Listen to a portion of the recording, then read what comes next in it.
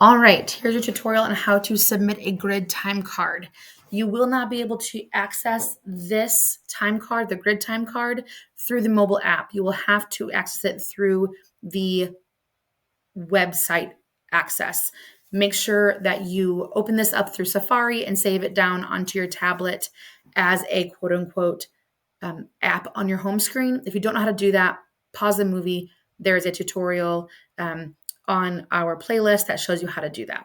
Okay, so this will be what you see once you have accessed Foundation Mobile through the web browser. Yours will look very similar. You'll have less of this junk, but you're going to want to click on Grid Time Cards. You can access that here or through your sidebar. Either one, it works the same. You'll click on this.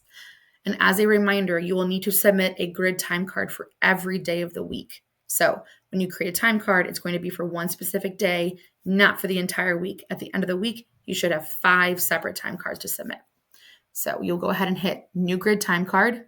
I previously set my default job as Vine. If you don't know how to do that, go back and watch that video first. It makes this part really easy. And then you're going to choose the date in which you are submitting time.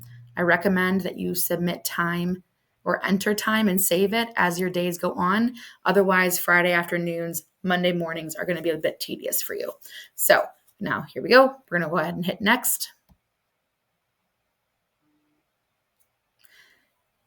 Every single job has a group that matches your job name. This is preloaded with the employees that are working on your job as of this moment. You can go and edit this if someone leaves your job permanently. We have a different tutorial how to do that, so you can check that out if you need to edit your group. But we have, as of today, set up groups for every employee that is working with you as of May 31st. So you will hit a group. You'll find the group that matches your job. There's only a few, so this is it. You'll hit your job, you'll show it over here, and you're going to hit next. Here, you're going to hit general cost. You have to hit this to move it over. This is the only thing you have to hit. It's kind of tedious, but that's what we got to do. So it'll move from there to there, and you're going to hit start. Here, you will have a loaded time card with all the employees that are working with you. As you can see, I have the date set. Here, you will enter regular hours, overtime hours, and double hours. Again, a reminder, this will be only for the time worked on Tuesday, May 30th. So you will go through and you will enter time by each employee.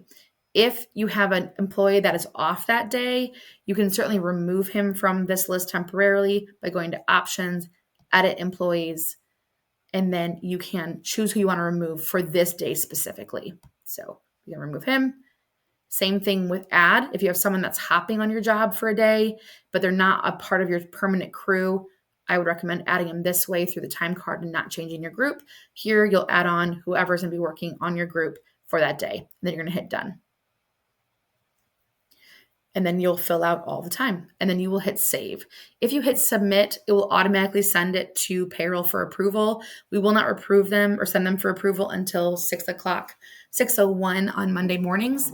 But I recommend hitting save. That way you can see all of them before you hit submit. So you're going to hit save.